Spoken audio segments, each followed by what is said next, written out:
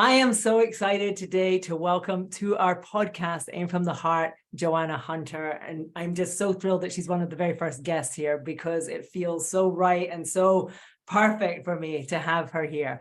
If you don't know Joanna, she is a Scottish medium and spiritual guide. And she is also the author of two incredible books, The $1 Million Experiment, which I have here, and Get Selfish, which I did have, but which I gave away. And by the way, every single time that I give away a book, it's a sign that it's a fantastic book. Because if I didn't keep my copy, it means there was something that I felt really called to pass on, and Get Selfish is just spectacular.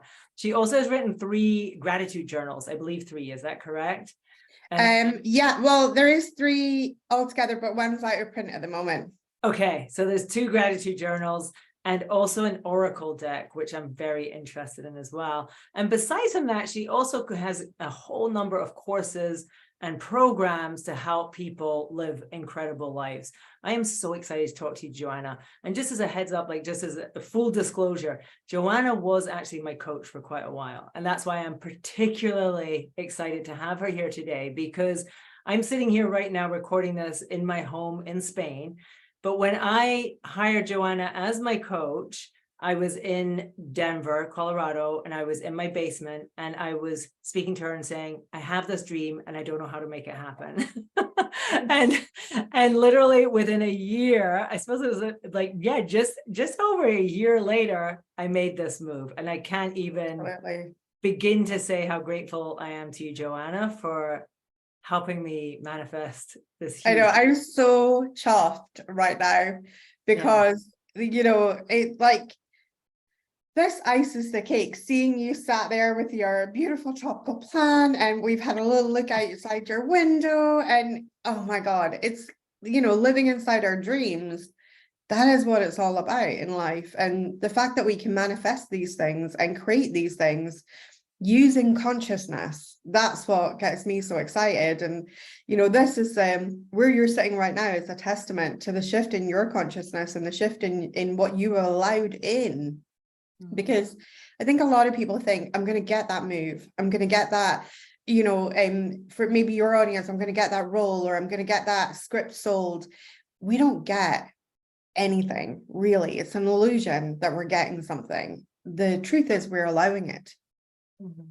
We're allowing it in, and you've allowed like so much goodness in. And just hearing you and how happy you are in Spain and the life that you're creating there, oh my God, it just like emotional.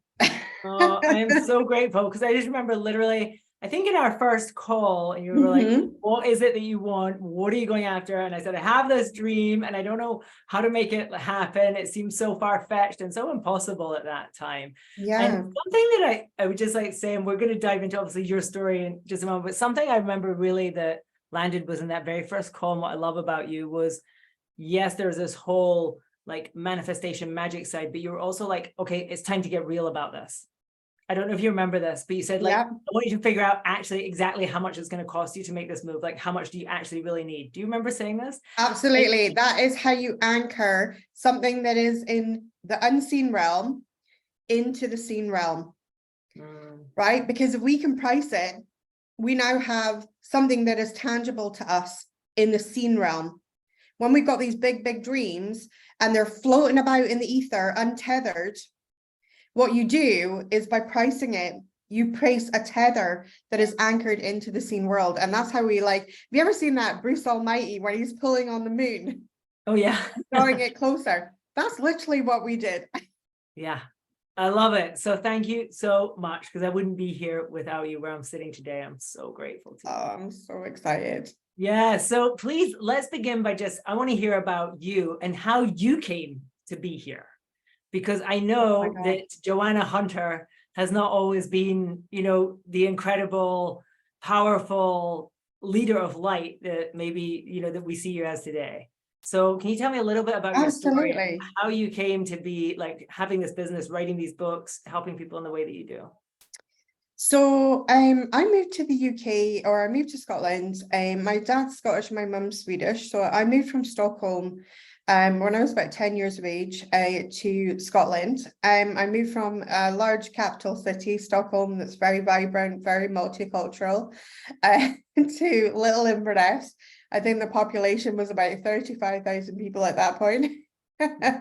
My mum likened it to moving from 1984, which was the year that we moved, to moving from 1984 to 1954.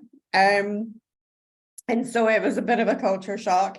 And obviously people in Scotland, back at that day, not to slag off Scotland too much, because she is wonderful, but they had not really heard of like any kind of gourmet food or anything like that. So it was all like kind of chip shops. I think my mom was going to crack up, because she was used to having literally the world on her doorstep in Stockholm in 1984, and then moving to, like, it was like a couple of greasy spoons and a couple of chip shops. So it was crazy. So we moved here, and then I went, grew up, went to school, all the things. I started my first ever job was really with McDonald's, like hamburgers. And in a way, I felt really lucky that I got a job with them when I was just 15. And one of the things with McDonald's that I've always appreciated is that other organizations look at your age. And in McDonald's, what I felt, certainly in the restaurant that I worked in, was that they looked at your ability. So by the time I was 16, I was in management. Wow. And by the time I was 17, I was doing local store marketing for them. So that's where I cut my teeth on marketing, was at the helm of McDonald's. And then at 19, I walked straight into a management position in a big department store. And that's where my story started changes, because I then had my first baby at 20. So it was like really, really young. And then I had such an issue of getting employed again. I literally went to interviews, and I kid you not, like entire interviews for professional companies and corporations, where they literally asked me, the whole interview centered around, what would I do with my kids in various scenarios? If my kid was ill, what would I do? Like, basically, how could I keep showing up for work? And I felt like I had this thing tattooed on my forehead, liable to breed again, which was like, we can't put you in a management position type thing. Eventually I did get a job offer, and the job offer, I seriously believed that there was like about 10,000 missing from the enumeration package. And I thought, no. So I went into the company and I had a wee chat with them. I went into the store and had a chat with them, and discovered that they were hiring me for assistant store manager, but they had not hired a store manager, which they were missing, and they had not hired an admin assistant. So they really wanted to pay me like really bad money and literally have me do the role of 3 people. And I was like, no. And then I got like really, really mad. And when I get mad, I've always had the ability to channel anger. I think anger is a very underrated and powerful human emotion. And so I got pissed, and I was like, and when I get pissed, my feathers fluff up, and I'm like, I'm gonna sort this. And I had seen a shop in the February, and jokingly I'd said to my mum, that's such a cute shop, because it was like the traditional shop, 2 windows and the door in the middle, like that kind of, in our little town that we lived in at the time. And I thought, and I had seen that in the February. Well, in October of 1999, I opened my first business. Wow. On a budget of £3,500. That bought me my stock, that paid for my rent, that paid for the paint, shop fittings, everything. Like, I literally stretched that budget to the max. I blagged as much free stuff as I could to basically begin my business. And then within a year, I built my first 6-figure business, and I was 23 years old, and I built my first 6-figure business from scratch on an initial investment of £3,500. And between the ages of 23 and 26, I built 4 6-figure and multiple 6-figure businesses. So that initial shop which was and the strangest thing is I can't even believe it because I had like $3,500 and I'm still trying to work out how I did it because it was a designer clothing shop. So like that also bought my stock, as you can imagine. But we did like discount designer wear, like YSL shirts, Ralph Lauren, that kind of like things that and I had managed to find this like really, really cool supplier that could do like discount versions of those things. Overstocks and things like that is what I bought in for my shop. And I just built it up, and then I added a shoe shop, and then I added a cafe, licensed bistro and cafe. And then because all of that was not challenging enough, I also added a spiritual events company on that as well. So, and then I worked in all of that for a decade. And I didn't work on my businesses, I worked in my businesses. So really putting the graft in, which I do not recommend. And I hit a huge burnout, massive burnout. And that was the beginning of my spiritual awakening. So speaking of spiritual awakenings, I just want to know, like, did you as a child, because I know you are a medium, a very gifted medium, was that something that you felt or that you accessed as a child or growing up? Did you feel any calling to that, or was it just not something you were aware of at all? No, super aware as a child. So as a child, I had a really challenging childhood because of it, because when I was younger, I couldn't tell the living from the dead. So I would see these people that I then later began to call the wispy people. And the wispy people for me were people that were, they were semi-translucent. And so when I was younger, I thought they were just like ordinary folk. So, I would say to people, when I started speaking, I would say to people like, oh, your grandmother's so nice. They'd be like, my grandmother's dead. And I'm like, no, she's not. She's standing right here. And then I would relay messages and stuff. So by the time I was 6, I'd been chucked out of Sunday school for giving the message to the priest from his dead mother. And so yeah, it was really challenging. And then by the time I was 9, I was really suppressing my spiritual gifts, really pushing them down. And all I really wanted was just to fit in at that point in time. And the only gift that I couldn't suppress was my spiritual sight. So I've always had the ability to see colors around people, to see energy flitting in and around the world. There's always lots of energy and colors moving around everything. And I've always had the ability to see that with the naked eye. So at 9, I managed to kind of shut down, which, this is the sort of stuff that can have you locked up, the voices, because I would hear spirit and I would sense spirit, I would feel spirit, I would know things, I would have clear cognitions. So I would just simply know something. I remember when my mum started working in this restaurant as an accountant, and there was this guy that worked there, and I just took one look at him and I said, promise me something, Mum. And she said, what? And I said, you have to swear on my life. And she was like, and I said, swear you will never be alone with this man. Mm-hmm. And my mum said, why? And I said, I can't tell you why. I just know never, ever be alone with him. And it turns out he was a waiter in the restaurant, and it turns out that he was actually a serial sex offender. Mm-hmm. And I made my mum promise, but I didn't know why. I just knew that if you were female, you were not to be alone with this man, and it was just a knowing. And there was no explanation. There was no he was uber pleasant to me, uber pleasant to my mum. He was not an unpleasant person. There was no rational explanation, but I knew, and it took 6 months before that came to light. Wow.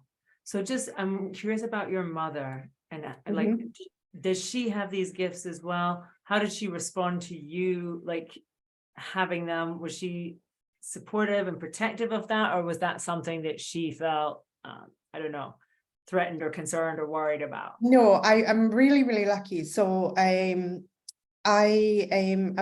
really lucky in the fact that both my parents were very, very open-minded to things like ESP and stuff like that. And they were really open-minded about that.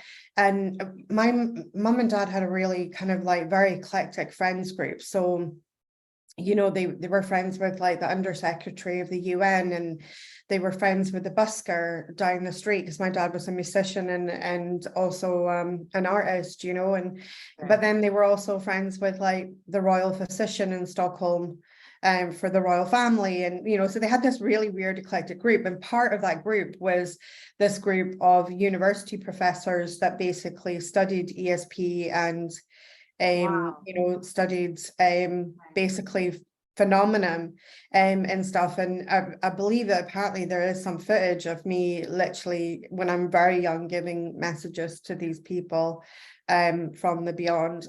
And then Amazing. That's so amazing, because I think, you know, like your soul chose the right parents then. Yes, for your absolutely. mission. I mean, I believe that my parents came in with a, you know, I believe that we all choose the right parents to give us lessons, and that lessons aren't always pleasant for people, you know, and I think like that. But on that part, I can definitely say that, you know, I never felt like I was never belittled or poo-hooed. My mum would always say, oh, that's interesting. You know, and if I wanted to say more, I would keep speaking. I was never felt like I was shut down of like, don't be so ridiculous, you're making that up. I was never ever did I receive that, and for that I'm internally grateful, because I received a lot of that from the outer world. Yes. And you know, and really young on, my love of science developed. And the reason my love of science developed was that I had a choice. I was either batshit crazy, right? And everything was literally all in my head, or I was, you know, or there was a scientific explanation for what was happening to me, you know. And that for me was, and I thought, you know what, I know I'm not crazy. I know that this is, I know this is real, and I know that there must be an explanation for this. And so for me, it was really, really like exploring that and beginning to explore that through a scientific lens and starting to see. And I found an explanation for literally everything. I mean, I remember the first time that I found the law of thermodynamics, for instance, of energy once created cannot be changed. It cannot be destroyed. It can only be changed, and it can only change form.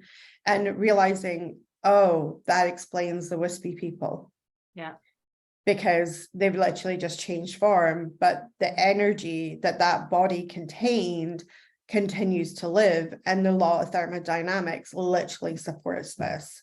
And so I remember just kind of really just hunting for explanations for everything, realizing that the visible spectrum of light that human beings see, and realizing also as well how arrogant we are as humans because of our five senses, and realizing that our five senses tell a 1% story. So our five senses tell a 1% story. We hear less than 1% of the audible spectrum. That's why dogs can hear more than we do. They hear a larger percentage of the audible spectrum than a human being does. So we hear less than 1%. We see 1% of all visible light. So that means 99% we're not seeing. And so I used to love saying to people, you know, when they said, oh, hey, you know, like, I don't believe in all that. And I would be like, well, you know, here's the thing. A dragon or a unicorn or even a mermaid could be standing right next to you right now. And if they are outside the audible spectrum, and if they're outside your visible spectrum, you would have no idea that they're literally standing right next to you right now. And so because your five senses are only processing 1%. So I started to realize that there is people, and then I got obsessed with history. And I started to realize that there's people like me throughout history. The oracles of Delphi are probably some of the most famous. Seers, here in Scotland, we have a very, very famous seer called the Bran seer, who predicted roads over 400 years before the first actual roadways. He said his prediction was he said that in the future, Scotland will have ribbons of black running all across her. And upon these ribbons, horseless carriages will ride at speeds that we can only imagine. Wow. That's cars on tarmac roads, Yeah. you know, Amazing. but Amazing. explained in language where we don't even have the language for what that seer was seeing. And so I realized that this was, you know, something that was there. And during the time that I was building my businesses, the spirit world was always my place of solace. Okay. You know, so when things were going horribly, which often they did, because I had a lot of unhealed like wounds and stuff from like this. So I took so much stuff personally, you know. People like, you know, employees messing you around, stuff like that. Like I took all of that to heart, you know. I literally wore my heart on my sleeve. And you know, and even people like customers and stuff, you know, we had a lot of really amazing customers, but then there were some people that, you know, thought they, you know, in the clothing shop, thought that they could wear the clothes and then try and return the clothes. And like I would take all of that stuff like so personally, like it was a personal attack on myself, you know. So that made everything really, really like very difficult. But the place I always returned to was meditation and spirit. And I think my bank manager back then would be horrified to know how many decisions I made with the tarot deck. So you reached this point and you said, and I think for some people they might be interested when you said, I was working in the business, not on the business. And can you just explain what that difference is for people who might be listening, might not be familiar with that concept? So working on the business is where you're holding an overview over everything, and that you're holding the vision for the business, and you're maybe delegating things that need to be done. Now, when you are a person of one, there is a certain amount of needing to work in the business where you're actually at the, you know, at the rock face, so to speak, at the proverbial rock face, chipping away. But we can still work on the business and not in the business, even if we are a person of one. And the difference is how we are looking and treating the business. When we're in the business, it's like you're not too busy, you're too busy to stop. Right. So you're not using consciousness to make your decisions. You're like firefighting, you're reactive, you're like stuff's coming in and you're like, oh, I've got to do something about this. And then you get all, you know, and so it's very intense when we're working in the business as opposed to on the business. When we're working on the business, we're taking time, we're thinking strategically, we're using reasoning, we're using higher consciousness, higher functions of our brain. But when we're doing it like working in, it's kind of very reactive state of being. And so you don't get time to, and you miss opportunities when you're working in the business. Yes. I think this is just such an important conversation, because I feel like for so many soul-led entrepreneurs, we start out, you know, we have some passion, we have something that we want to share, we set up some sort of business, whether it's a shop, whether it's an online business, whether it's whatever it is. And within a short amount of time, we find like we're just stuck doing the thing, you know, like we might be making money, but we're just not making money, and we're not, and we're getting exhausted. And so you said yourself, you ended up having burnout. Huge burnout. I mean, I say now to people, hustle is for people who don't know how to flow. My first 4 businesses were all built from the energy of hustle. Because I was convinced that's how you get ahead in life. And I've never been shy of work. I've never been work shy. So I was like, you need to work hard for money. Okay, I got this. I'll roll up my sleeves. I'll do what it takes. So I worked in my businesses, not on my businesses. I didn't ever pull out and look at things and be more strategic. Instead, I was just firefighting all the time. And I was proud of my hustle. And I thought people that didn't hustle were a bit of a loser, you know, and that was the thought process back then. Now I wholeheartedly stand by hustle is for people who don't know how to flow. And now so when I hit my burnout was massive. I'm literally lucky to be alive. So my burnout happened about 15 years ago now, coming up about 15 years. And I collapsed at home with multiple organ failure. Wow. and every soft tissue organ in my body began failing. And I was told to write my letters to my young children. I had 2 at the time, and I was told to write my letters to them, and I was told to prepare my family for my passing. And I went down this really strange like rabbit hole of like starting to mentally prepare and thinking, oh, I wonder if my mum could take my shops over, because she was like an accountant and she was doing our books and things. And I thought, well, I wonder if she could take our shops over and like maybe pay my husband a wage so he can keep the family going. And I started like, I was halfway down that rabbit hole by the time I caught myself and was like, what the fuck are you doing? And I'm like, is this how you want your story to end? And I thought, no, this is not how my story ends. And the moment I said it, I was like, this is not how my story ends. I like literally grabbed hold of my own energy and was like, we are not going out like this. We're not gonna fade in a hospital bed with a million machines trying to get your organs to work. We're just not gonna go out like this. And once I made that decision, I was just looking for a sign to get out of hospital, and my liver function showed some improvement on about day 11. And I said, right, that's it. And I just, even though I was still had breathing tubes and lots of things, I was like, I'm leaving. And they were like, no, you can't leave. We can't send anything with you, or we can't send a nurse out to you. No, you can't leave. And I said, no, I'm leaving. I'm prepare my papers. I'm signing myself out. And then the doctors came rushing, and about 3 doctors tried to persuade me to stay. And I was like, nope. Because these people had told me I was going to die. And I literally needed to just get the hell away from them. Because I needed to be around people that were expecting me to live, like my kids and my husband. And so for me, it was all about, even back then, even though it was all happening very instinctively, I now see through the lens of the work that I do now is very much like how much that was mindset. I just needed to be around the right people that believed that I would live, as opposed to the people who believed that I was going to expire. And I was like, I wasn't ready to go. And it was absolutely not how my story was going to end. And so, I mean, I staggered out of that hospital. I was so weak.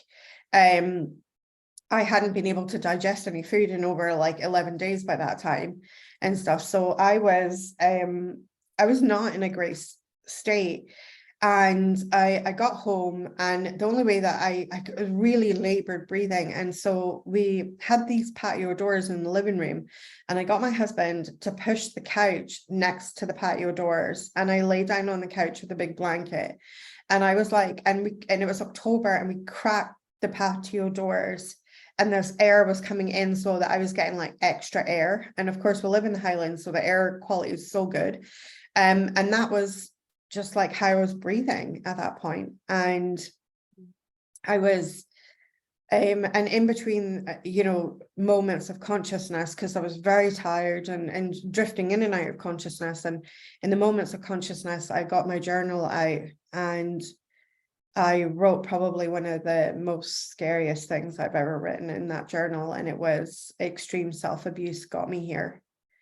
And I realized in that moment, I began focusing on the solution. And I thought, the only way that I am going to get out of here is extreme self-love. And it would have to be extreme self-love, because extreme self-abuse had got me there. And my drug of choice hadn't been alcohol or drugs. My drug of choice had been working. I was a workaholic, and it was the first time that I really, really admitted that I had been a workaholic. Wow. And my drug of choice was work. And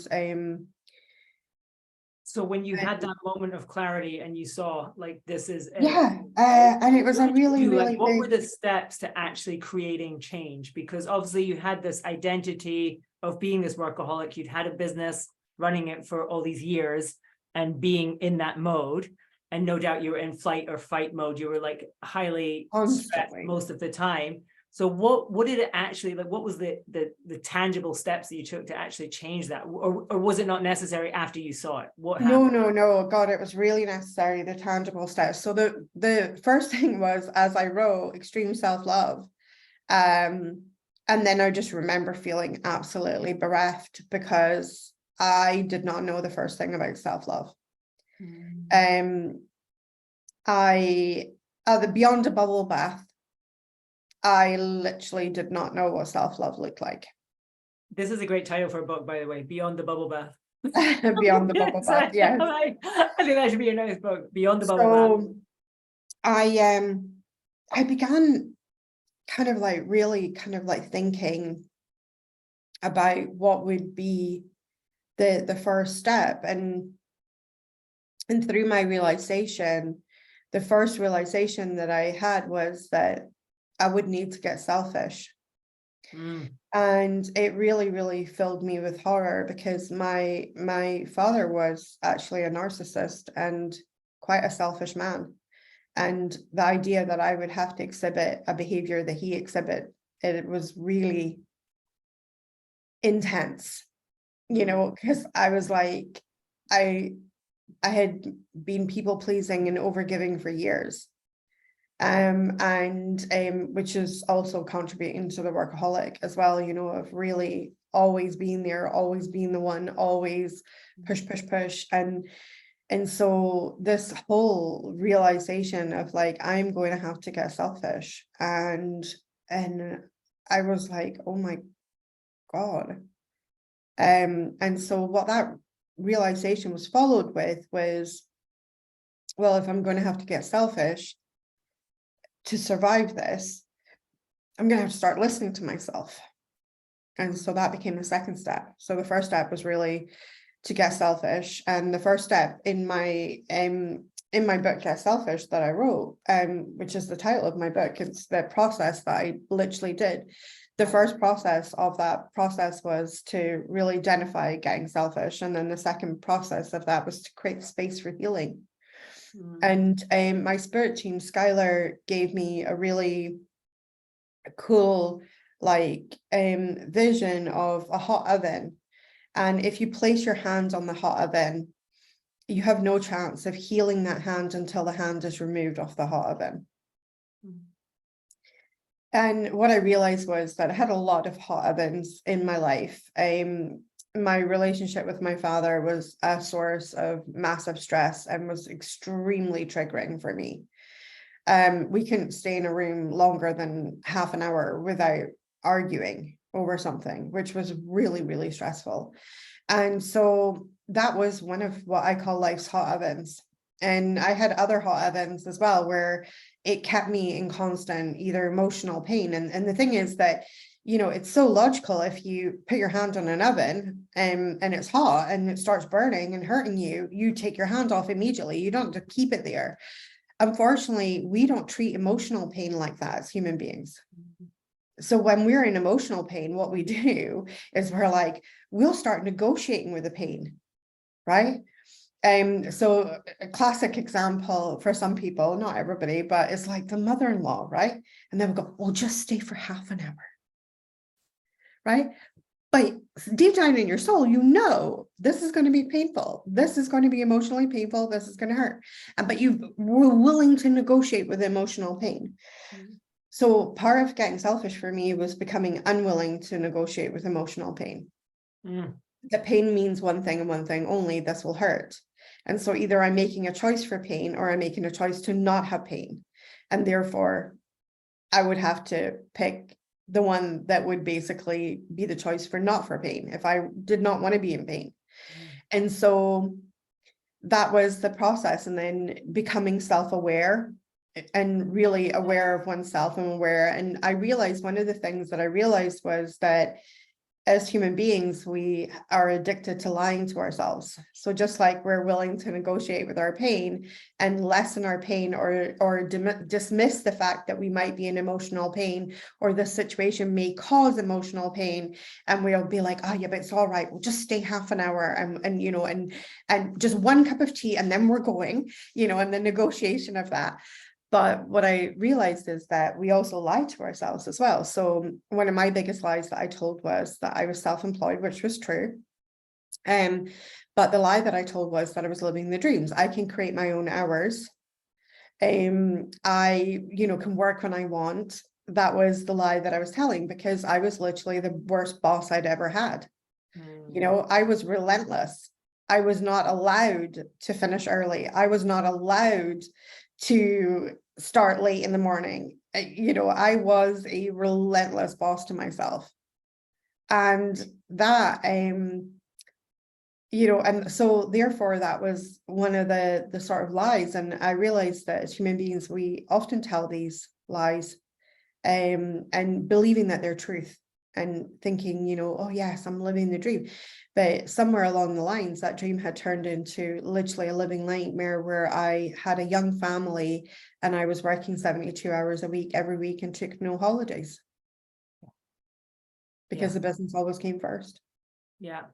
So what did you do on a practical level? Did you close those businesses? Did you sell those businesses? I sold my shops. We had already, at that point, we'd already closed the cafe and actually expanded the designer clothing shops into the space that the cafe had been in. The shoe shop, I had a 50% business partnership, so I sold that. And I had sold that earlier. And then I sold my shops. So I had 3 shops and I sold 2 of them, and one of them was closed. And then the spiritual events company was the only one that I kept, because the spiritual events company was like a pop-up events. And I still needed to earn some income. And I thought, even though I was very ill afterwards and I had a lot of chronic illness after that, I was like, if we do like a mediumship event, for instance, it would be, we would open the doors at 7 and we would finish that event around about sort of 9:30. And I was like, sure, I can fake it for 2.5 hours that I'm feeling okay. And so that's what I did. But it meant that, we would create one event. And because it was just at the beginning of sort of like the era of Facebook and stuff like that. So I could market my event on Facebook and places like that. And I could market my event on social media. So I was, in that way, it meant that I could lay in my PJs or lay in my couch and feel, and if I wasn't feeling great, I could still kind of like keep a hand in and market my business. But I had really, really committed to this road of working in ease, joy, and flow. And of course, the first place that I went back for me was spirit, and I let spirit guide my journey and I really just surrendered to spirit of, letting them guide the journey. And they guided me back to my health, and they guided me back to my healing. And when I got to the end of that journey, I was doing readings for people. So I was doing like tarot. I was working as a professional medium alongside the spiritual events company. And so I was doing a few readings here and there, and they were like an hour at a time and things like that. So I felt really manageable with my energy at the time. And I had this policy that you could only have a reading with me 6 months apart, because otherwise I was just telling people the same thing again, and even if I didn't remember what I'd said to them the last time, if things hadn't shifted that much, it would be almost identical stuff that would come through the channel. So I was like, no, you have to have at least 6 months, or at the very least 4 months if you've had significant changes in your life. Then I would let them come about 2 months earlier. And I had clients, they would book on the dot 6 months, and they would want to come back and get a reading. But some of those clients had additional needs, and and they would be, oh, can you not give me a reading again next week? I just feel so much better when I come here. And one of the clients that I had was a woman that was suicidal, and I really, really feared for her. And she was in a really, really bad place. And it was the first thing that I saw in her energy. It was, and she had 2 young girls. And she asked me after the reading if she could come back next week. And I began to say no, because I had that policy in place. But I just watched her energy field begin to implode on itself. And I thought, God, I can't do this. So I said, here's the thing. I'll make a deal with you. Come back next week and I'm going to teach you this thing. I cannot give you another reading because it's just not ethical. But here's what I would do is I will teach you this thing that will help you. And we'll do the first session for free. And if you like it, you can come back and book further sessions. And so she was like, right, okay. And so she came back the next week, and I taught her the law of attraction. I taught her how to use her thoughts to begin to change her life. And the next week after that, she came back again, and she bounced through the door, and she had started to really, really shift her life. After about 4 months of sessions, she was coming to see me weekly. And after about 4 months of sessions, she basically confessed to me that she was going to drive off the bridge that day. She was going to come for my reading to my house and have the reading, and then she was going to kill herself that day, basically. And that she's so grateful that she met me. And I just feel so emotional when I tell this story. And that, you know, that her little girls have literally got a mom, and, you know, she went on to create a life by design, and she went on to, it was so funny. Like, there were so many incredible lessons for me as well in that as well. So that's how my first life coaching client came along. Like, that's literally how my first coaching client came along. It was completely kind of like accidental, and yet so meant to be. And then a very similar story with my next coaching client, somebody who was in a really, really bad place, came for a reading. And I was like, listen, I can't ethically just like give you another reading. Like, it's, you know, but what if I teach you how to feel better and feel good about yourself, and to begin to powerfully change your life, things that I've used to change my life, and I teach you it, and like, let's do a session for free. And then if you like it, you can keep coming back, you know? And that's how my first kind of life coaching practice began. And from that, it was every single client, I learned something from that client in working with them. And I always worked with, the way that I always worked was what had worked for me in my process of Get Selfish. And the book Get Selfish actually got its name through that process of working with these clients, because every single client that I described the process to would gasp and be horrified, and they would say, but that's so selfish. And I'm like, lady, if I ever write a self-help book, it will be called Get Selfish, is what I would joke with them and say. And then years later, I did it and I wrote the book. And of course, I had only one name. It was Get Selfish, The Way Is Through, because that's what it was. But, you know, a lot of these women were so out of alignment with themselves, like I had been, people pleasing, overgiving, working from the energy of resentment, working from the energy of feeling hard done by, or feeling like they got the short end of the stick, you know, working from all of these like really, really funky energies, and then wondering why the universe kept showing up with these funky energies again, you know? And so all I did really with these women was really working on reconnecting them back to source, and letting them have a relationship. And sometimes I would have to kind of like sell angels to them. So I always used to sell angels to people who didn't believe in angels and didn't believe in stuff. And so what I would say is like, I've got this thing, I want you to try it, but it's going to sound weird, you know, because they were like, maybe like not into the spiritual stuff at all. And I was like, I want you to ask your angels for help. But listen, before you go eye roll and go, oh, not me, not for me. I said, you're really worried about this situation? And they go, yeah. And I said, okay, so here's what I want you to do. I want you to go home. I want you to light a candle. I want you to take a couple of deep cleansing breaths. I want you to literally just say, guardian angel, I ask you to come and help me in this situation, and then describe the situation that you want them to help you with. Okay. And then you're just going to sit for just a little while and watch the candle and just chill and like this. And he says, and listen, even if you think it's weird, you can't lose, because either you've just spent 10 minutes asking your angel, which meant 10 minutes that you weren't worrying about the problem, and nothing happens, but you still got 10 minutes where you weren't worrying about the problem. Or your guardian angel totally pulls it out of the bag, shows up and helps you, in which case, winner, winner, chicken dinner. So my clients would go off and then they would come back and they'd be like, the freakiest thing happened, or this happened, and miracles began unfolding for them. Because when we do ask our guardian angels, they do show up. They have to be invited to the party. We've been given free will, and they will respect that free will until we stop and say, hey, I would really like your help here. And so a lot of them began, and one of the other things that was really incredible was so many of my clients ended up stepping into their spiritual gifts. They started opening up their intuition. They started living from an intuitive sense in life, began to be guided by that intuition and guided by that,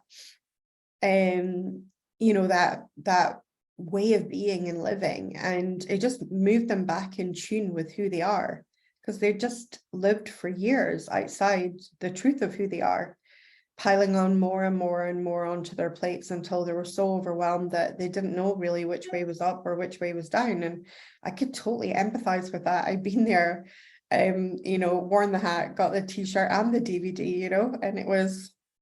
Yeah. Oh, I love that so much. I want to ask you just about money, because obviously your other book is The $1 Million Experiment. And something that you say in this book, I just thought is really worth having a conversation about. You said, I get really excited about the topic of money because I believe there is no greater tool to teach us so many things. And could you just illuminate a little bit about this? Because obviously so many people have this idea that money is not spiritual, good people don't care about money. People who are motivated by creativity or by healing or by these things shouldn't be bothered about money because it's not a spiritual thing, it's not a good thing. So can you just talk a little bit about your journey with money and why you think it's such a great tool for teaching? Oh, it's amazing. So I channel a collective consciousness called Skylar, who teach through me, and most of my teachings and really my books are kind of co-created with them. And Skylar calls money one of the greatest spiritual teachers on our planet at this time. And I fully agree with that statement. And I wouldn't have always agreed with that statement, but I do now fully agree with that statement.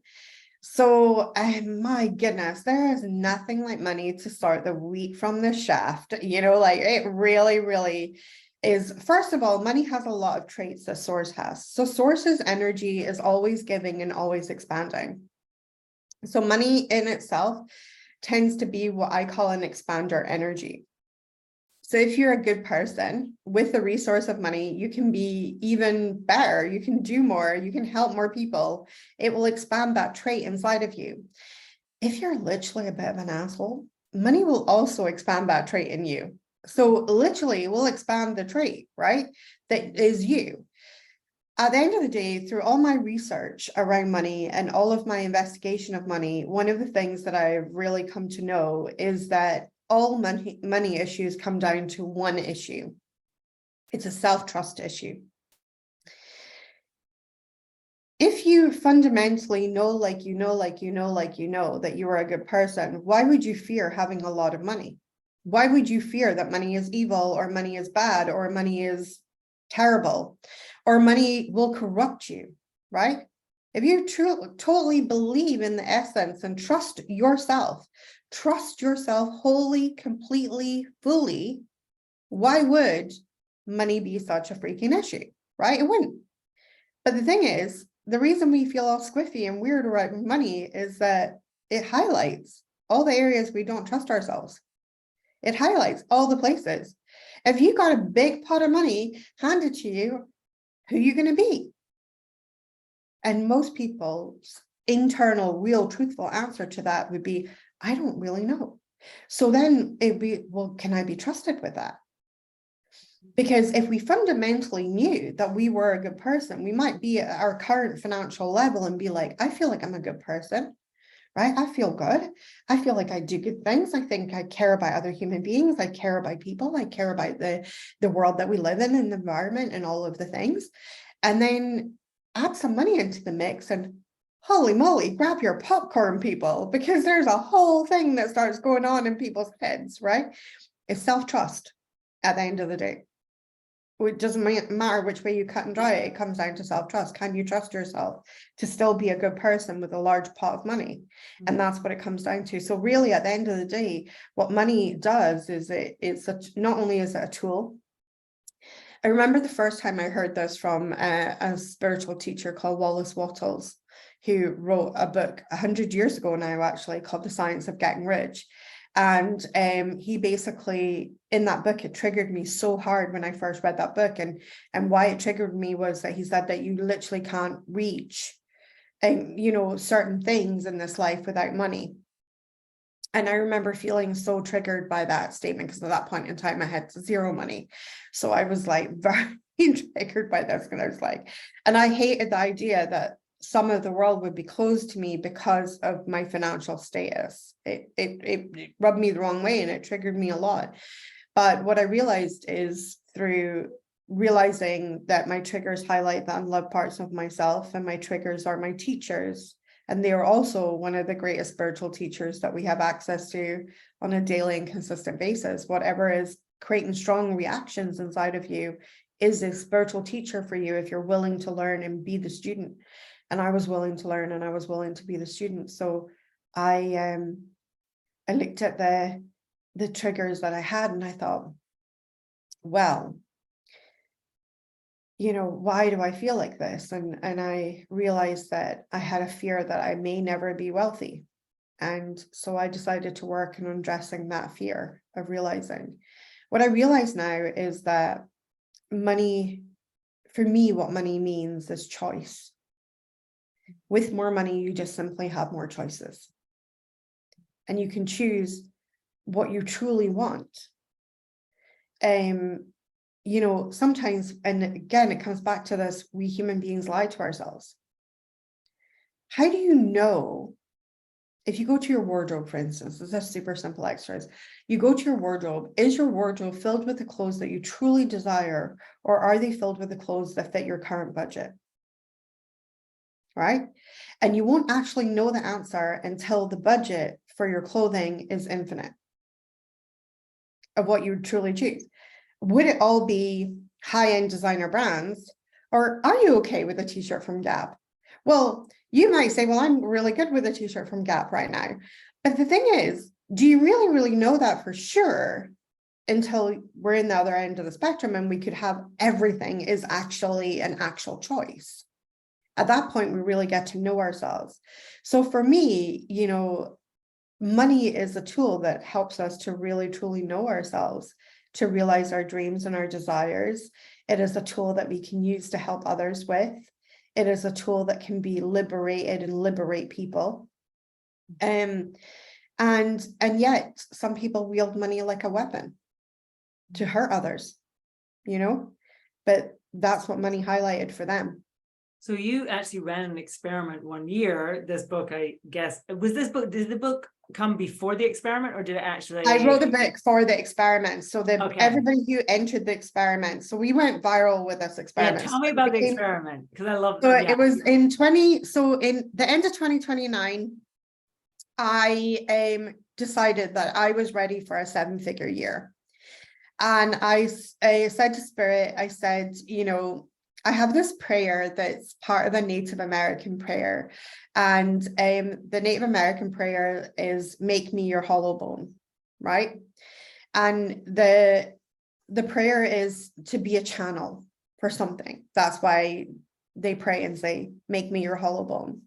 And so I said, okay, this is what I desire, Spirit. I desire to have a 7-figure year, but I practice this other energy called the Great Exchange, which is that if you want something, you desire something from the universe, you can rock up to the universe and exchange an energy for that.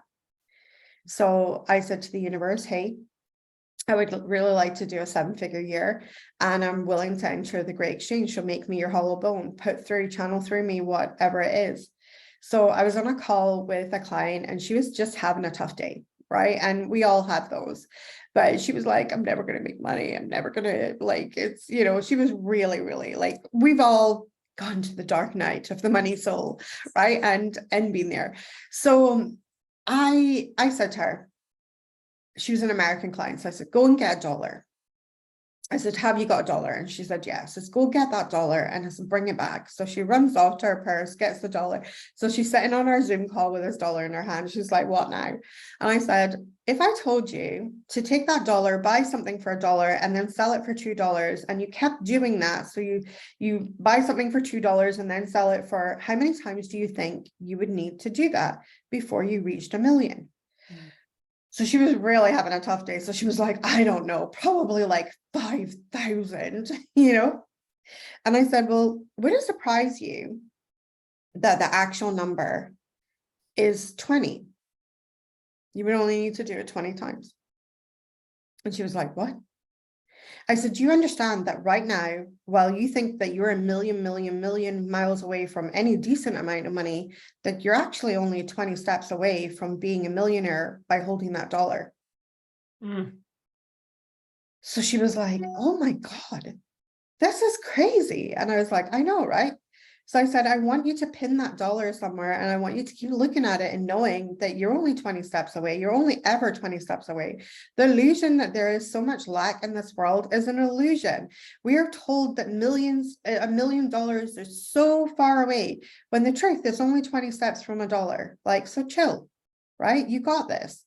And not only that, you can actually have your intuition guide you on how you can make it happen, right? So like, you come with extras. All humans come with extras. It's like time we use them. So she left that call, as you can imagine, on an absolute high. But it reminded me of a book that I began writing 8 years earlier and abandoned. So I went digging on my hard drive to see if I could find this book.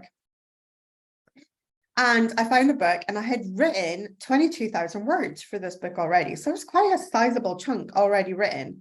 And I read the book, and I read what I'd written already, and I was like, this is freaking good stuff. This is genius, you know, because it had this 20-step plan, and it was all about like how you can climb the mountain, and that you need, now you've got your list of base camps. So like each, you know, turning each $1 is your base camps.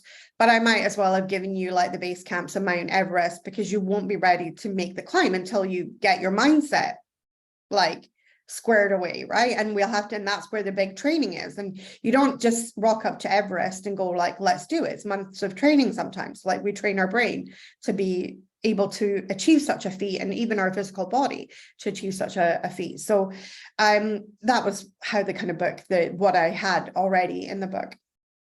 And so that night I went to bed, and as I sat on my bed, I said to Spirit, Spirit, show me what I'm meant to do with this, because I feel like there was no accident today that client jogged my memory of this book that I began writing. And I was also having this like sort of twilight music playing in the back of my head going do do do do do do do do, because when I began writing that book, I had no knowledge of the online world and how to build an online business at that point in time. And by the time that I recalled that book, I had multiple courses. I had already done multiple 6 figures in my online business. So I was like, oh my God, like I am so ready for this now. Like, what's it meant to be? So the next morning I woke up and I put my first foot on the floor. And by the time my second foot landed on the floor, the complete download had arrived for the $1 million experiment. And the whole thing, like, I knew what the branding would look like. I knew what it was called. I knew that everybody would get this book. I knew that they would get 52 lab notes. So they would get a lab note for every week of the year. And the lab notes were like mindset experiments and things to prove that their mind literally creates their reality. And that I knew that I would do a podcast, and it was how my podcast was born. And I knew that I would do this podcast, and that we would do a series on the podcast called the $1 Million Lab series, where I would interview 52 millionaires and self-made millionaires, and basically ask them how they did it. And I called that podcast the Millionaire Marinade, so that people could like marinate in the vibes of that. So I thought, okay, well, and I knew that I wanted, but then the biggest pause was the price that Spirit had given me for that, which was $25 for a year-long container. And I literally thought I was going to have like a kitten, because I was already selling like courses at multiple thousands. So I was like, what? You want me to do what now? Like a year can take, like, are you high? And Spirit was like, nope, $25. And not only that, we want you to run an affiliate program as well and give 50% away. And I was like, okay, I'm just gonna have to get back to you. Let me just sit with my own energy to know that, and this is a process that I use from Get Selfish. I never do anything unless I'm completely squared away in my own energy, because I refuse to work from overworking, overgiving. I refuse to work from the vibes of resentment or any of those energies that so many people do work from. But after I went through the whole thing of nearly dying of multiple organ failure and all of the stuff, I'm like, no, this woman does not work like that anymore. So I knew I had to be like what I call squeaky clean in my energy. I had to be super clean in my energy, that I was okay with this. So I sat, and at first I thought, well, what if 50 people sign up? Like, are you going to be cool with holding space for them for a year? And I was like, no, I'm not cool with that. That does not feel like a fair exchange. And I thought, okay. So the number that I got was 200, and I looked at my community that I'd already built, and I had over like 1,000 enrolled students, and I had over 2,000 people on my email list at the time. And I thought, is there 200 people that would want to give this a whirl, this $1 million experiment, an experiment in mindset, to see if mindset and intuition, along with $1 million plan, can make you a millionaire in just 1 year? And I thought, yeah, surely there's 200 people that want to get a little bit crazy with me and like go down this rabbit hole and like just explore basically this whole thing. So I decided, okay, so I said to Spirit, I'm going to do it. But there's this woman that used to work for me, and I would love to have her working for me again. So like, if that happens, I'm all in. Like, I'm all in. So anyway, that lady phoned me just to see how we were doing. It was just New Year, and it was end of 2019, beginning of 2020. So she phoned me, and I said, oh, how's it going? She's like, great. And I was like, how's the work going? And she's like, oh, don't even talk to me. And she had a boss that was like really, really micromanaging her. And she is just so not a person that you micromanage. She's a person you give the project to, and she goes and runs with it, you know, so which is why I wanted her to kind of work for me. So I said, you're not open to like another job, are you? And she's like, well, what you got? So I went down to Edinburgh and met her, and I gave her the copy of what I'd written so far in the book. And I said, this is the project. This is what we're going to be working on. It's called the $1 million experiment. And she read it, and she was like, oh my God, this is like actual genius. Like, I think I could be a millionaire as well. It's like, absolutely. So we did a soft launch in August of 2020, and began getting people in for the 1st of January start of 2021. And then I made a rather embarrassing video. Well, then we had our proper launch on the 1st of September. Then I made a rather embarrassing video with me crying, and we've got 600 participants. But Spirit wasn't even finished with us at that point in time. The number that we ended up with was 4,300 people said yes to this. It went completely, utterly viral. I had a client write to me and go, my estate agent just contacted me and asked if I'd heard of this person called Joanna Hunter, because they'd been offered this $1 million thing. Wow.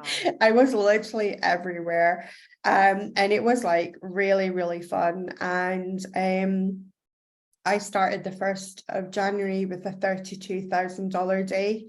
And that January was $175,000 a month.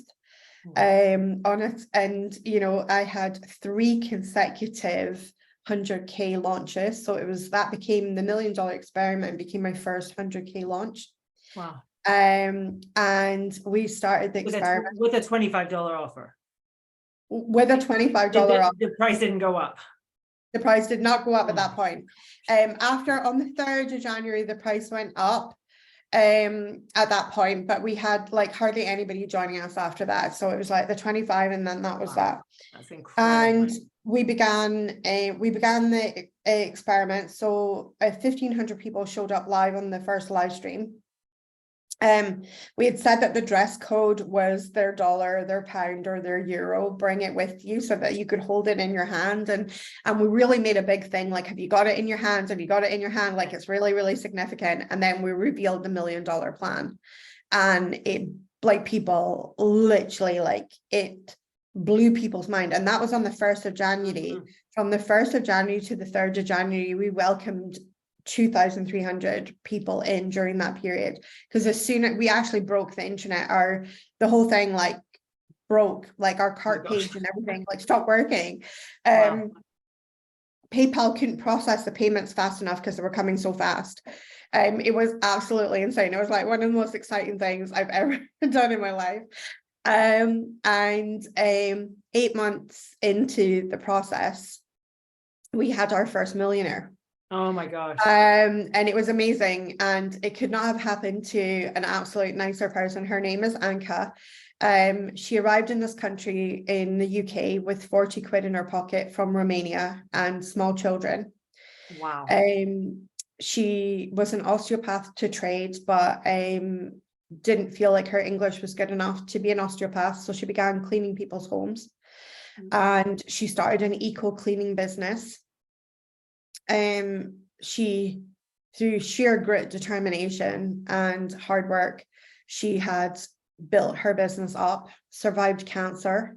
Wow. And she decided to do the $1 million experiment, give it a whirl. Her business was completely screwed because it was COVID and she couldn't go to people's houses and clean. And her partner had an eco driving business, and he couldn't drive. He drove an electrical vehicle and he couldn't drive people because of COVID. So basically both parents' income decimated, gone. And so she decides to pay this $25 and give this a whirl. She says on her interview that I interviewed her, she said, you know, I thought a really unkind thought. I was like, aha, so it's Joanna that wants to be the millionaire, my $1 million experiment. But she's like, okay, I'll give it a whirl. She said she read that book that you've got there cover to cover 4 times. She loved it. She just could see how it was changing her mindset and changing her mind. And as the book says, be open to opportunity. So she was driving along in the car one day, just going to the supermarket, and she heard this guy talking about flipping properties. Now, she knew nothing about flipping properties, not a single thing about it at all. And so she heard, and then he said this one thing that like was the sign for her, was like, essentially what flipping properties is really giving them a really, really good clean. She was like, cleaning, I know that. So he bought properties at auctions, and he basically on this interview, this radio interview, he told people what to do. So she looked him up, and she got some like more advice on his free stuff that he had, and she went to the bank and saw if the bank would like lend them money. So they secured a mortgage for pending a property. She went to an auction, found a property that she wanted to buy, set herself a budget, which is what this guy had said. So her budget was 60,000. She had 15,000, which was literally all their savings that they had. And remember, they've got no incomes coming in, right? So she took a huge risk, and she managed to get this property for 41,000. And 6 weeks later, she sold it for 120. And in the period of 8 months, she flipped properties to the tune of $1 million. Oh my and by the end of the year, she had reached $1.4 million in property flips. Wow, that's incredible. It gives me goosebumps to this day. So, I mean, this is like, because I remember I was in your world when this was going on, and I think I came like after you had already launched this experiment.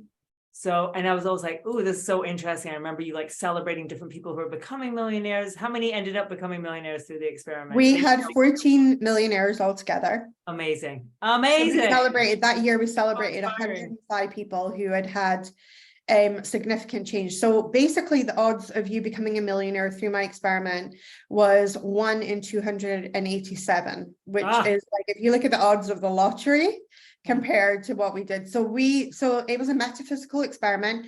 We were looking to prove, can mindset and intuition, along with $1 million plan, make you a millionaire in just 1 year? The fact that our odds were 1 in 287 people did become a millionaire was a resounding absolute yes. That is, mindset and intuition can make you a millionaire, absolutely 100%. And so it was really, we set out to, what we set out to prove is what we proved with it. But there was other things that happened, like weird things that we weren't expecting. So we call those the outlier results, the results that kind of fell outside the remit of what it was. So we had a woman who had been on morphine for 24 years. And so because everything that I do is about reconnecting you back to source. Source is literally the source of everything. So if you have depression, trust me when I tell you, connect back to source, it'll help to lift it. If you have money problems, connect back to source, it'll help to lift those. Like whatever issue you have, source is the solution. Like that is my one-stop shop. So literally, I just approached the $1 million experiment in the same way, helping people to reconnect to source. So this woman had been on morphine for 24 years, and she writes to me in February, and she says to me, Joanna, I don't know what magic is in your experiment, but I've had to come off my medication that I've been on for 24 years, and my back is healed. Wow. My back is healed, and I don't require this medication anymore.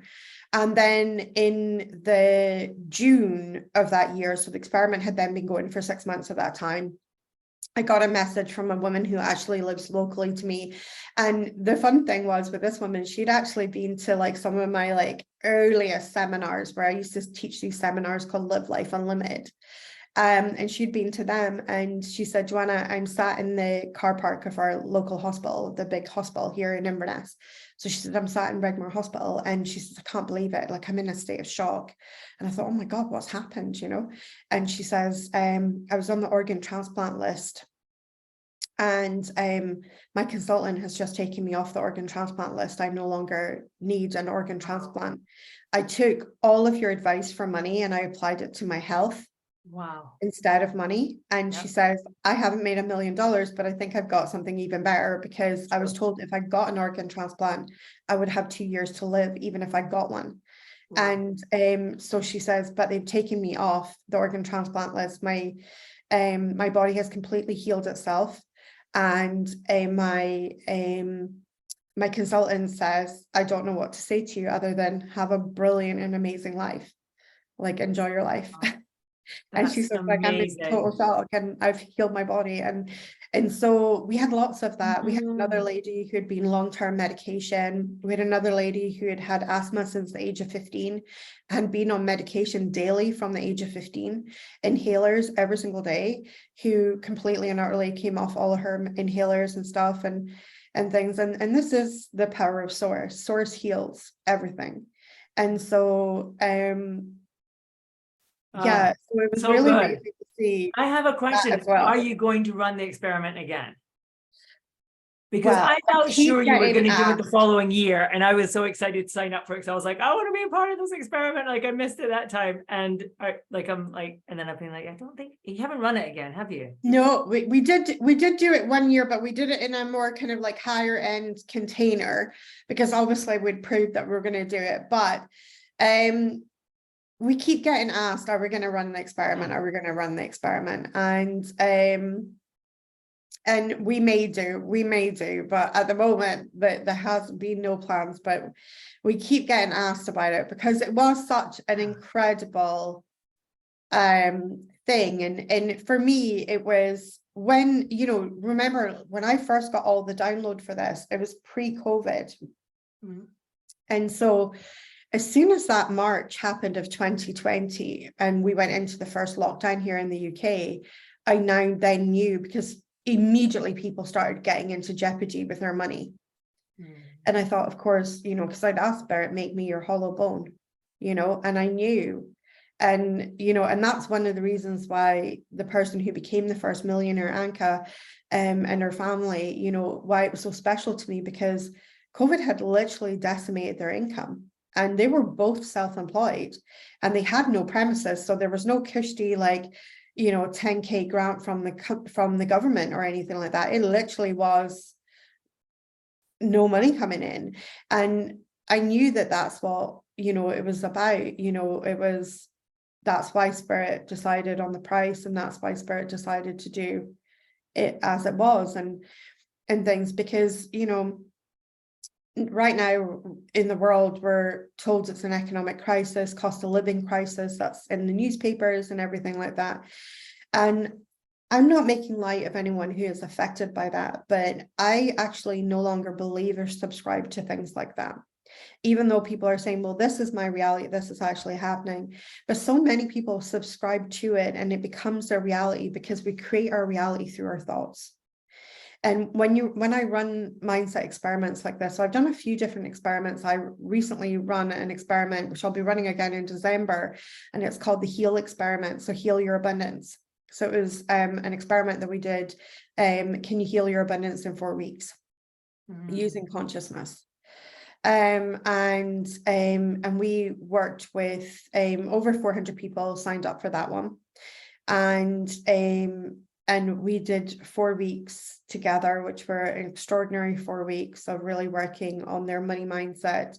And each of the letters meant something. So like H, for instance, was honesty and hindsight. So we took them through the HEAL framework. So there was, each letter was, so it was 4 weeks and each letter meant something. So the first letter that we took them through was honesty and hindsight, really getting honest with themselves and money and abundance, and getting really honest. And then also as well, looking back in hindsight, because a lot of people slow their roll by looking back in hindsight and beating themselves up for poor choices that they've made.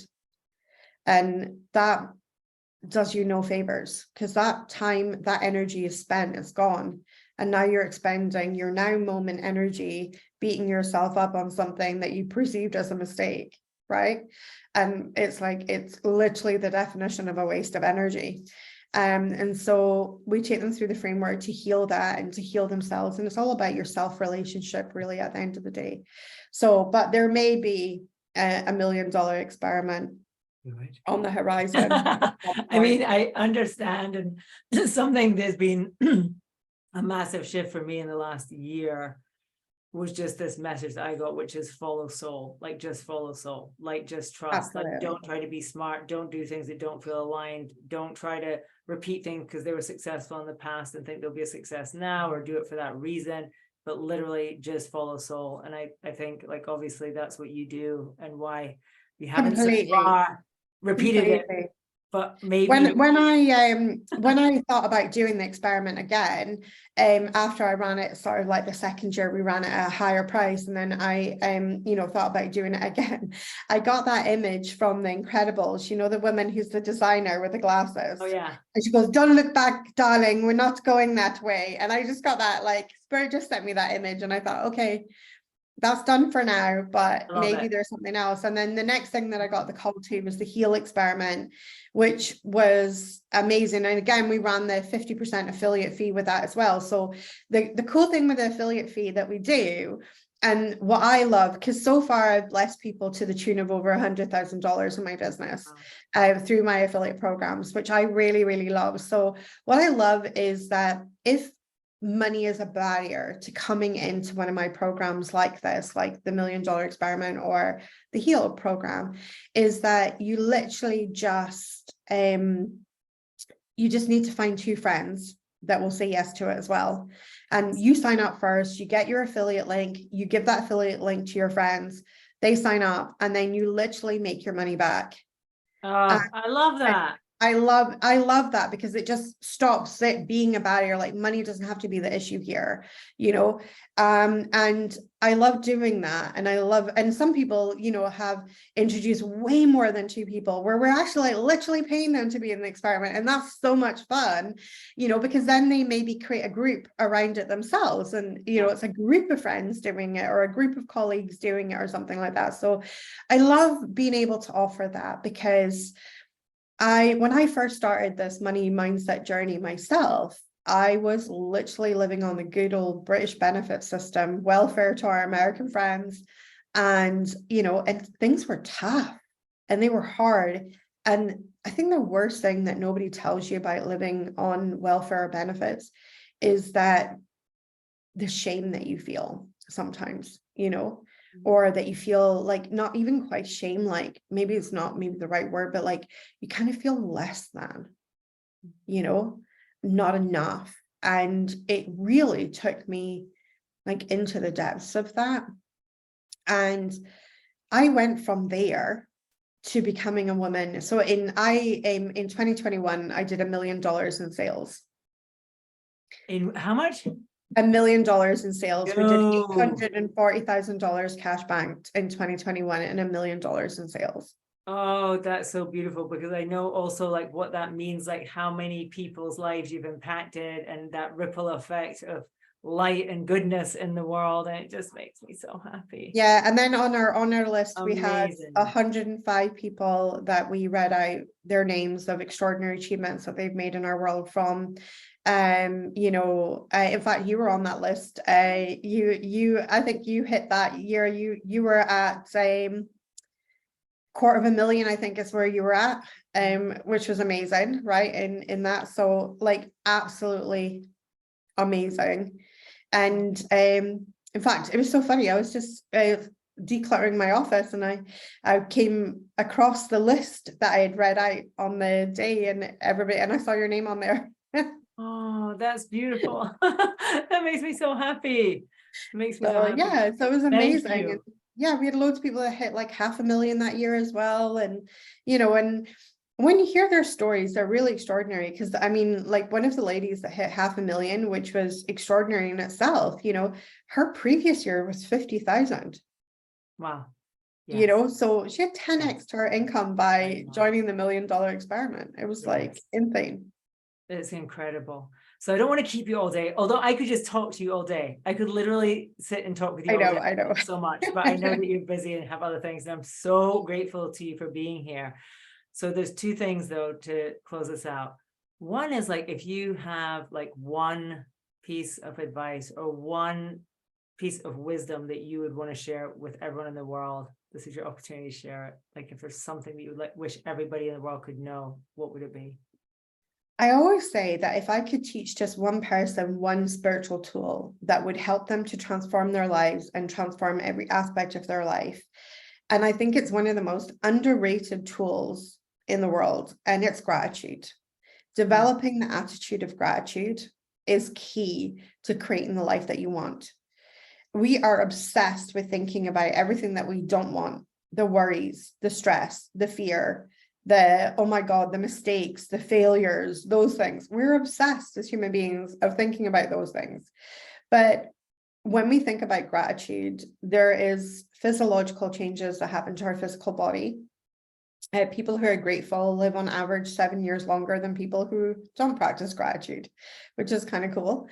But also as well, there's chemical changes in your brain. So your brain produces more positive chemicals. Those positive chemicals create wellness and well-being in your body. But also as well, you begin to attract, through the law of attraction, more things to be grateful for. And so, if that dream life is something that you think that you would be really grateful for, or having more money is something that you think you'd be grateful for, you can't go wrong practicing gratitude. It will, if, the worst case scenario, will make you feel better about your day and your life. Best case scenario, it'll develop your dream life. So it's a win-win. And so that's my number one tip for everybody, is develop the attitude of gratitude. Love that. And that's no doubt why you have written these gratitude journals. Absolutely. Yeah. So we've got two journals. We've got the gratitude journal that also has affirmations in it. And then we have a second journal that's called the 111 Magic Journal. And it's actually for a 111 things to do with your one and only life. So it's a bit like a bucket list of things that you've always wanted to do. Yeah. And then what we do is you put in what you want to do, and then you put in like the date you did it, how you felt, how you'd rate it out of 5, and all the things. And then right at the very back of the book, there's the 111 things. And then there's a little bit of synopsis. So it's like, what is the one thing you'll never do again? You know, like you thought it was going to be great, but actually, let's not do that again. And what was the thing that you would do again in a heartbeat? And what was the one that made you laugh and giggle the most? And what was the one that, you know, so it's really fun.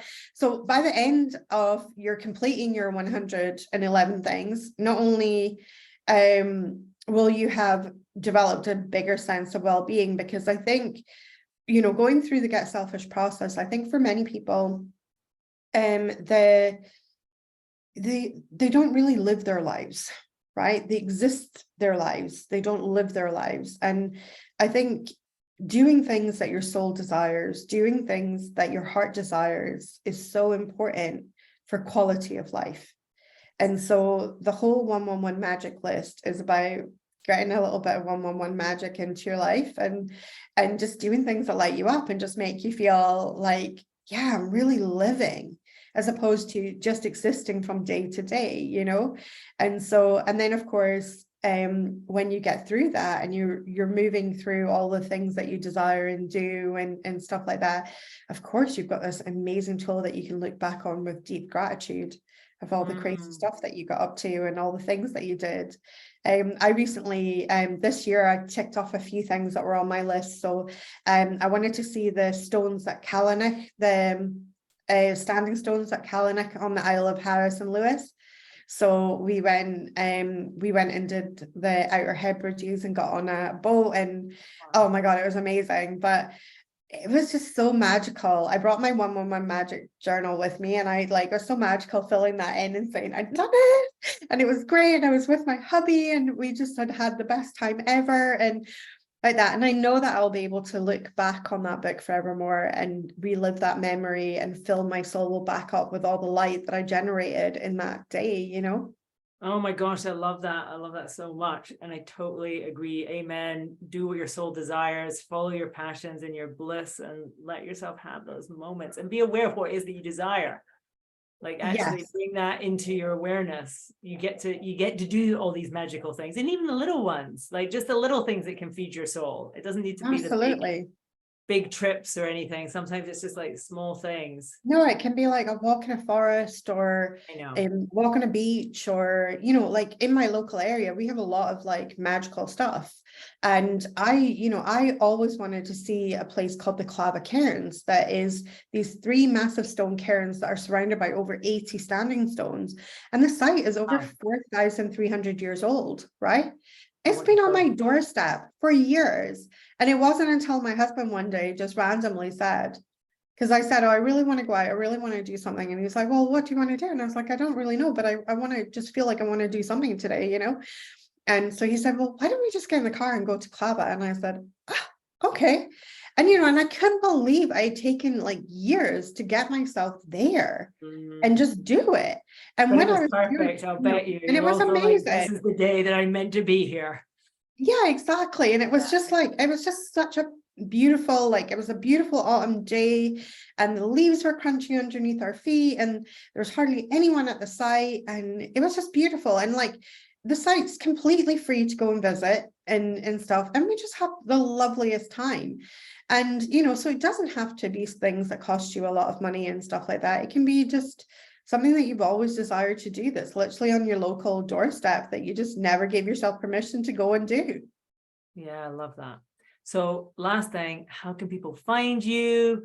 Where's the best place for people to connect with you? All those things, because just by the way, just as an aside, follow Joanna on Facebook. And I hope she's going to mention her Facebook, because you always post the most magical posts and the most magical things. And yeah, Facebook is definitely one of my favorite platforms to be on. So I'm super simple. So joannahunter.com is my website, and then Joanna Hunter, COM without the dot, is where you can find me on all social media platforms. So I've made it super simple for everyone. So they can find me at Joanna Hunter, COM like com.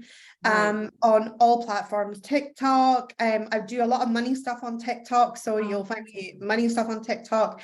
I do a lot of wisdom with Skylar and healing stuff on my Instagram and Facebook. It's melting pot.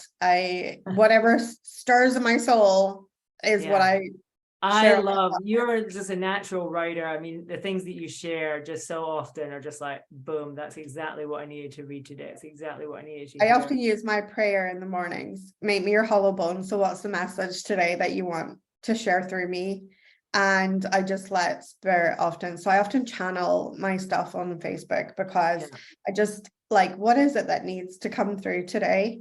And I just trust that is, and I trust that when people see that message, that it will be divine timing for them, and that's what they maybe needed that day to hear or to be part of or to be present with. So I yeah. love that. Well, thank you so much for chatting with me today. I could literally chat like 1,000 hours with you, and I feel like there's so many other things I want to ask you, but we will save them perhaps for another appearance one day in the future. I would love that. I would love that. And thank you so much, Diane, for having me on the podcast. I'm absolutely chuffed to bits. I know this is a bit of a long one for people to listen to, but I hope you've gotten lots from it. And yes, I could literally talk to you forever. Thank you.